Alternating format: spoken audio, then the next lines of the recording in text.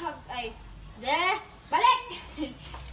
Marian, what do you think we should do if a floor is slippery? Gusto ko lang tingong. Sige.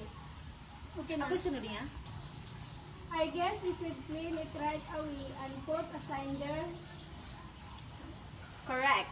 Remember, if it is too wet, it might be the best to wait until it dries before you keep cleaning. Now, let's move on to the lifting techniques. Rain-Ann, can you show Marielle the correct way to lift a heavy item? I think I got it. Like this.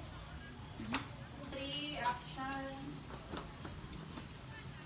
I think I got it. Like this.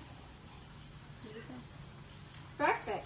Lifting improperly can lead the back injury. It's vital to use your legs instead and your back. Always remember to ask your help if something is too heavy. Do you see those bottles over there? Now let's talk about hazard of using chemical cleaners.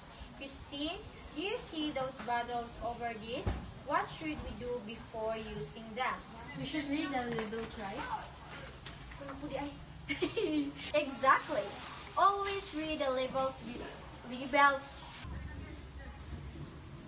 Exactly.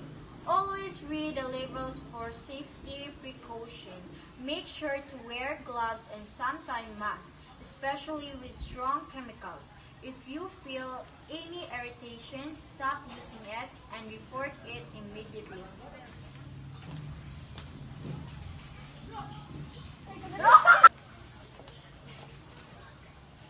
This one is more really strong. That's a good observation. That's a good observation.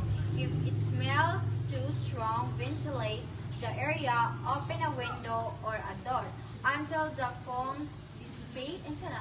Open a window or a door until the fumes dissipate. Safety first, always.